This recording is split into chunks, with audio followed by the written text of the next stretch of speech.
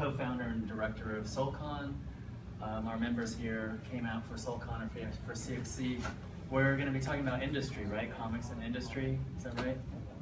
And so, Andres, do you want to go ahead and just introduce yourself and maybe a little bit about your identity in terms of industry and comics? Sure. My name's Andres Vela Martinez. I'm from Texas.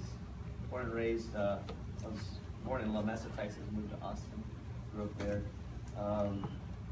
Went to the Art Institute of Chicago for painting, and then I graduated from the School of Visual Arts for illustration for a master's degree. And that's where I got my first work as an illustrator in New York for the New York Times. And I just kind of wanted to be an editorial illustrator, but that industry was tanking at the time. It was 2005. So I did whatever I could. I did a few magazines here and there, travel magazines, Men's Health, things like that, little spots, illustrations. And then I got into advertising where the money was. So I started doing storyboards and campaigns for like UPS illustrations and things like that. So I did that for about 5 years because my wife and I decided to have a family, so I knew that I could survive in New York doing what I do best, which is drawing. And then eventually you know, after getting some big clients like ESPN and Showtime and did stuff for TV, I figured I had enough practice to pitch my own project to a publisher. So I chose a muse, which was my wife's childhood stories, because she'd always been telling me these stories, and I pitched it to a few publishers at a comic convention, kind of like this one, and I ended up getting about 5 publishers that were interested, and but I went with one that was a little less known, like Abrams and First Second and Scholastic were interested in the story, but I ended up going with the publisher out of Minneapolis called Lerner, because I really hit it off with the editor there.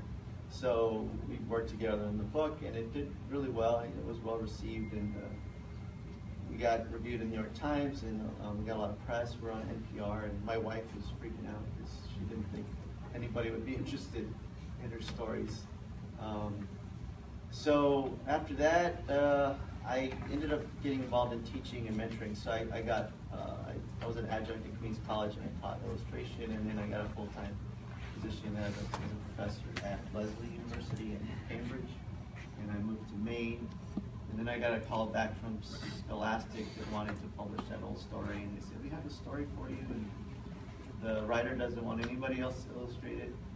So even though I was a little too busy, I took the job, and that's what I'm working on now. It's Neil Shusterman, he's a National Book Award winner, so I kind of couldn't say no. And the story is really, really good. So it's 250 pages, taking a lot of my time. I quit my teaching job, and I just kind of hang out with my kids and do my book right now. Oh, that sounds great. So I'm sorry, I didn't get to introduce myself. I'm Chris Gonzalez, and I was supposed to be the moderator for this panel, and I was running a little bit late, so I really apologize. And well, you didn't know you were moderator until, right? Yeah, okay. Yeah, that's great. Yeah, and I kind of went, oh my gosh, so I'm running over here, and so I just kind of wanted to ask you guys a few questions. I know that Frederick had asked a little bit more down the line. Yeah. Okay. We still have JM and Carlos. And okay, so then we're doing some brief introductions about you know, basically who you are, what you do, and then we can start with some questions I've got for you about business and color.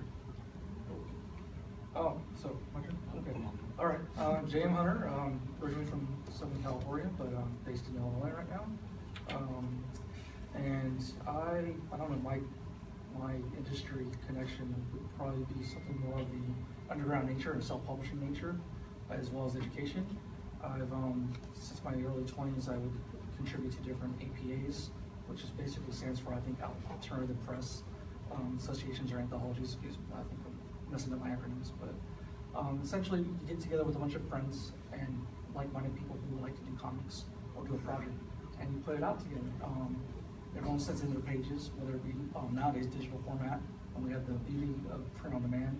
But back then, you might just send in literally leaflets in a photocopier So those of us who have done small press comics probably can recall a few nights at Kinko's, late nights at Kinko's, making copies, and then, and you're really like a small press creator and publisher when you have your own long reach stapler, so, I think it's still a work of beauty. They should make a trophy and bronze it, you know what I mean? So, that would be awesome. So. And it's actually a very hard item to find for most people, the long reach stapler. There's a convention in Chicago called Cake, and that's the award they give you. Oh, that is so funny. It's kind of like great minds, the beginnings of your comic book careers, like you get that long reach stapler. I still have one. I still have mine from my 20s, But so anyways, my main accomplishment, I guess, would be publishing and editing a book called BAM 2, which stands for Big Ass Mini Comic. You can over there, right? Okay. So basically, it's a combination of multi-genres, 400 plus pages, as well as over 60 different creative teams. So you can flip through that book. You can put that book in the bathroom if you're a bathroom reader like myself, and read one story a day, and you'll be good for a month at least. So, and it's got some big hitters like Jeffrey Brown, who went on to work with Scholastic, Dave DeGrand, who does SpongeBob and works on Boom Comics and Mad Magazine, as well as our very own Matt Fizzell, who's downstairs, Adventures of Cynical Man. You're walking around with one of those stickers, have a day. That's Matt Fizzell, so I love Matt Fizzell. And Tim Seeley, who's gone on to write for DC and Marvel. So, and I still do little independent comics and things of that sort. And then education, I do teach comics, cartooning, and the Comic Life 3.0 application in Peoria. So, okay, that's me.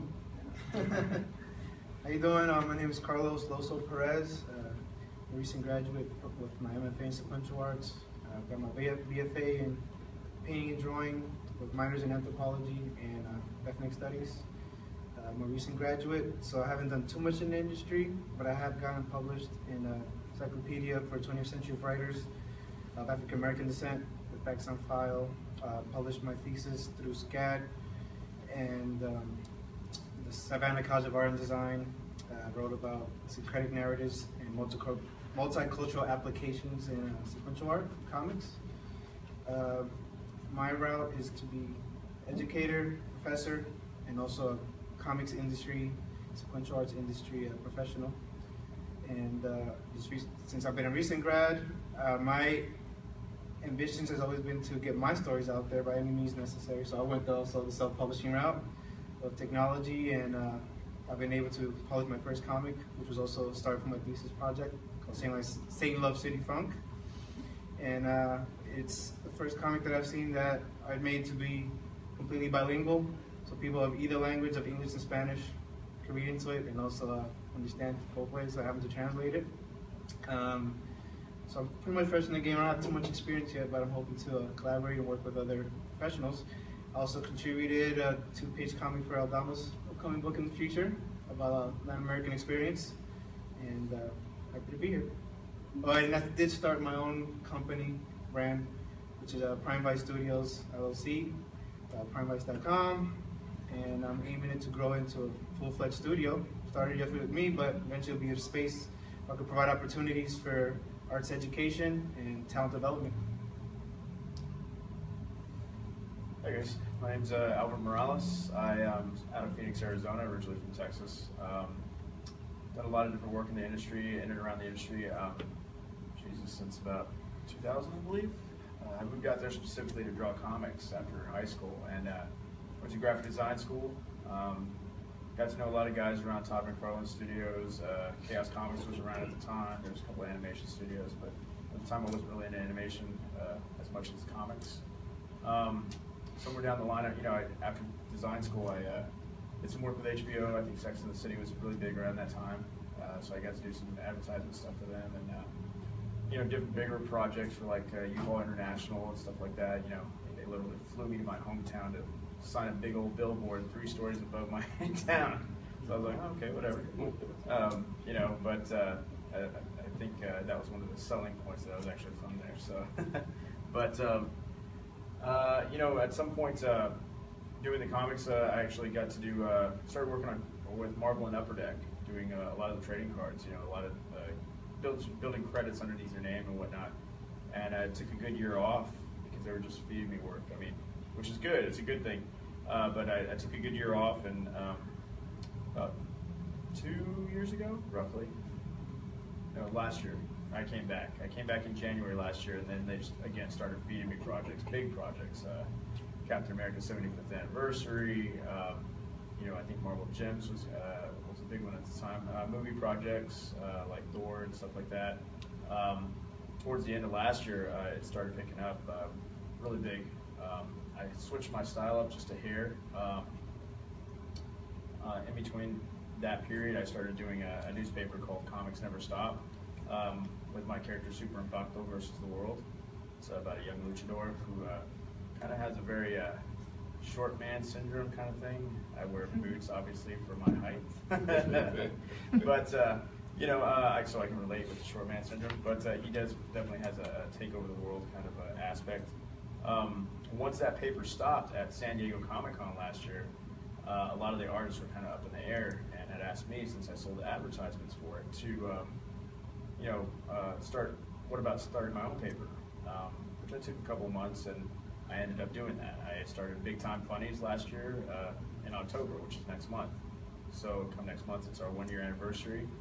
I got contacted by Dr. Frederick Aldama to do a couple of pages for the new book, Latino Graphics. We're going to be doing it's called Tales from La Vida. It's going to be a great book with a lot of different artists telling you know what kind of aspect and what got them to that point to where they are now. You know, if they had an epiphany, you know, just what really got them to where they are. As a cartoonist, as a person, not really looking forward to that book in the spring. And towards the end of last year, they gave me Spider-Man, Marvel and Upper Deck. They said, we got the license back, do you want to do Spider-Man? I said yes, and completed that project. They gave me a huge project after that, and then they called me right in the middle of it and said, hey, do you want to go back to doing Spider-Man for the new movie? And I said, yeah, sure. So, you know, after that, just kind of steamrolled. With Big Time Funnies, with Super Impacto being here, it's you know, SoulCon, CXC, it's definitely been a big roller coaster ride, so it's something I'm really looking forward to right now. My name is Verzel James. I am a publisher, Jam Graphics and Publishing. Been around for quite a while. I have several projects that I've created and have published, self-publishing things. My #1 character is the Reaper. Just published Jeremiah Black, the Modern Warrior, back in the spring. That's the book that we're really pushing right now, and I've got a couple of other projects coming out. I started working in the industry. I worked in the production department for First Publishing way back in the day, so that's kind of giving away my age. But I learned a lot, and I was able to study a lot of things, and so those things help propel me to keep working and that sort of thing. Since I'm a publisher, I own my own company. I have a minor in management, business management, and so I've kind of always known that I wanted to own my own publishing company. I wanted to publish my own stories, as opposed to trying to work for Marvel and that sort of thing, which is a great goal, but I just felt that, you know what, getting my own work out was more important to me than doing that. It's funny, you guys mentioned Tim Seeley earlier, but I met Tim Seeley during the Chicago Comic-Con back in the early to mid 90s, and he was a 16-year-old kid. He walks up to my table and asks me for advice about breaking into comics. He had hair down his back, and so the advice I gave him is what he used to break into the industry, and I didn't take my own advice, you know? which is pretty interesting, you know, in itself. I could kind of keep talking and that sort of thing, but I'm kind of person like, well, if you hear something, just ask me a question, I'll be happy to answer. Otherwise, we could keep spinning and you know, not get anywhere. So if there's any specific questions you want to ask, I'll be happy to answer. Otherwise, we can move on. Awesome. So, so as you guys know now, we've been introduced to a variety of different artists that had taken different routes to get into the business. Some just beginning and others long term. I just wanted to kind of ask, what are some of the hurdles that you feel a person should kind of watch out for or know when they consider going into comics? Is a person of color or in general? In general. Okay. Yeah. You gotta raise our hand. Well, I guess we can just go down the line if you want. Compared to other illustration industries, comics doesn't have that much money in it. You know, like children's books or even editorial illustration or advertising, definitely. It's in the millions and millions of dollars. The movie industry, which involves illustration, has also a lot of money. So I think it's like cartoonists are still really nice to each other, you know, and helping with each other. So that's a good thing. But it's also the cons of that is it's hard to string together a steady salary, you know, because the workload is so high, because it's every panel's a composition. I mean, depending on how you draw, it can be taxing, you know, because I'm working on a 250-page graphic novel. The advance, even from the biggest publishers, is really not enough to cover you for a year. So, and then you rely on how much it sells so that you can get royalties. It's spread over time. Yeah. So my advice is you're bringing in concepts, you got to understand that it might change in the future, possibly. It could become like France or Japan, where those are like superstar artists that can actually live off their comics. But for now, I'd say, you know, have something involved in the industry that can sustain you with health insurance, you know, or something like that, you know, teaching, because that's why I went into teaching. I liked it. It's not like, so you I'm not gonna go into teaching because I need health insurance. I really liked it. But find something that you have a passion about equally. You know, work for a publishing company as a graphic designer while you work on your next graphic novel. Yeah, so you felt like when you were making books and you were going into your publishing, everything, the hurdle was finances. So, yeah. So you went and became a teacher as well. Yeah, yeah. And a lot of the illustrators that I know that they're doing really well in New York. I mean, they all do something else, like either storyboarding and advertising, or they teach, or you know, or they have their own publishing company. You know what I mean? Yeah. So that's my advice. It's very, very few people that have nationwide bestsellers that can string one project after another, like Raina Tegelmeyer or somebody. It's very rare that can happen.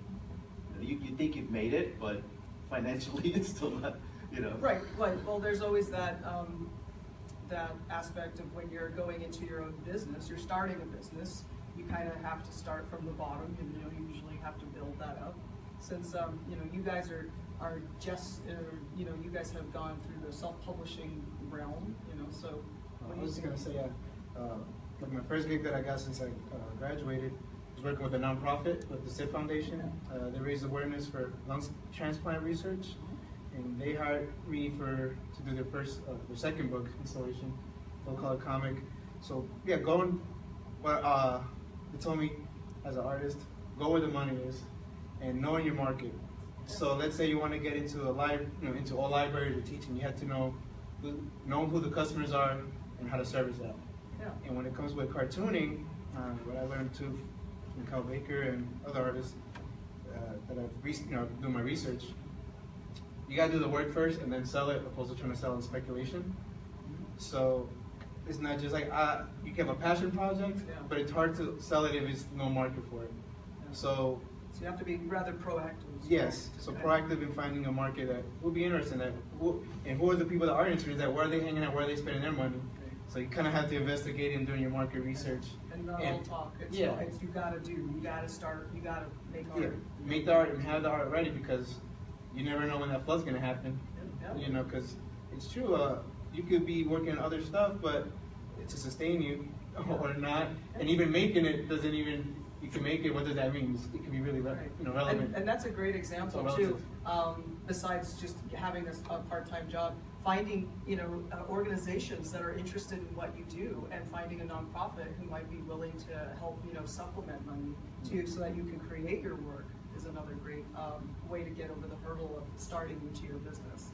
So one of the things that is a common theme of what's coming up is developing business skills, management skills, yeah, exactly. And a lot of artists. They're just artists, and they don't think ahead to go, wait a minute, I need to cultivate these business things, because it's all business. And so that's one of the reasons why I decided to study business as well as art, because I knew that sometime down the line, it was going to come into play, and something that you just have to have. And so we need to start thinking not just art, but business. Right, so, exactly. Yeah. Very cool. So what I'll add to the conversation is, he's totally right because of business and all that, and I think my answer to that is more of a personal nature. I feel like you have to also be aware of when you're getting in your own way. So besides developing business acumen and whatnot, you also have to be able to confront the doubt. You know, sometimes you might have doubt as a creator. Am I good enough to do this? Should I be doing this? And other people may step on you or step on your dreams and all that. But eventually you just gotta keep chugging away, you know, remind yourself. You gotta that turn off those little voices you have in to. your head that just You gotta confront them. And developing business acumen, and developing your skills, and working with nonprofit, and working with different things that may not be strictly comics, but that might, you know, still get you the build skills. You know, Diversify. Diversify. Yeah. So That might give you the confidence to start being able to tackle. Yeah, Because a lot of people can go to a 9-to-5 job, right? We all can go to that boring 9-to-5 job that we don't want to be at, but we can kind of do it in our sleep, right? Yeah, don't do that. Yeah, so but you can do that though. I mean, you've acclimated to doing that, right? So who's to say you can't acclimate to doing this? Yeah. One thing I was gonna say. Go ahead. I was just gonna say, you know, talk about health insurance. I wasn't able to get health insurance when I was in grad school, but when I graduated, when I was too poor to make any money and I started my own business, just because you're so poor, you could get like Obamacare and stuff. So it's kind of weird how America works, that you could, you know, if you're willing to live beneath some means, make some sacrifices, you can make those dreams work. And especially now with the advent of opportunities through the internet, you know, Patreon, Gumroad, So Etsy. true. Think of yourself as a startup, that you're starting something up. And learning those business acumen and see how those avenues can open up and work for you. That's right, yeah, and if nobody knows, if you don't know what Patreon is, it's an online, a service where people can patronize, they can support your idea and your work online by giving you a little, it's like a tip jar, but it's a like a monthly, subscription. Yeah, like a subscription, exactly, where, and there actually are a lot of really up and coming artists that are using that venue from the internet to create that funding to build their own business. So it's kind of cool too. Yeah, I mean, what I have to add to this whole conversation is I've always lived by the whole thing of ask somebody something. The only thing they can ever tell you is no. You know, we talked about business. Business is I treat everything like a business. You know, if it's even at home, it's like I got to know yes or no. You know, and if you tell me no, I'll find a different way of doing it. But treat everything like a business. You talked about doing the nonprofit thing. You know, credentials is a big thing, and this kind of goes back to the Patreon thing.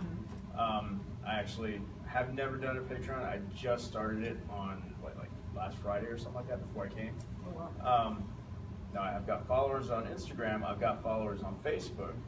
What you got to realize though is, again, going back to the business part, you got to figure out a way to get those people now over to your Patreon that have liked your stuff. Now you might get maybe half those or a quarter of those.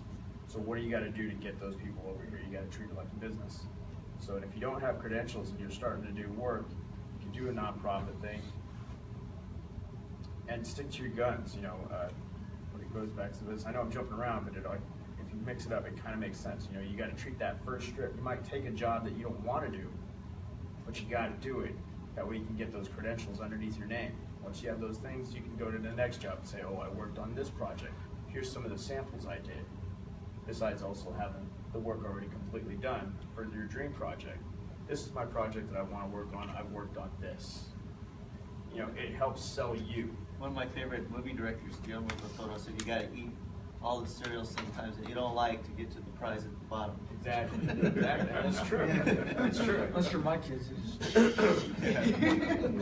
The other part of it is developing friends in the industry that can mentor you and to bring you along. One of the people that kind of helped me along was Tim Truman. I don't know if you guys know much about him, but he did Grim Jack back in the day, and I met him at comic book conventions and things like that. He would look at my work and he would go, hey man, how about turning the pencil? You asked me about turning the pencil on the side the other day. It was Tim Truman that goes, no, turn it on the side. That way you get a much smoother line and things like that. So you need people to help mentor you along. To the total quality. Yeah.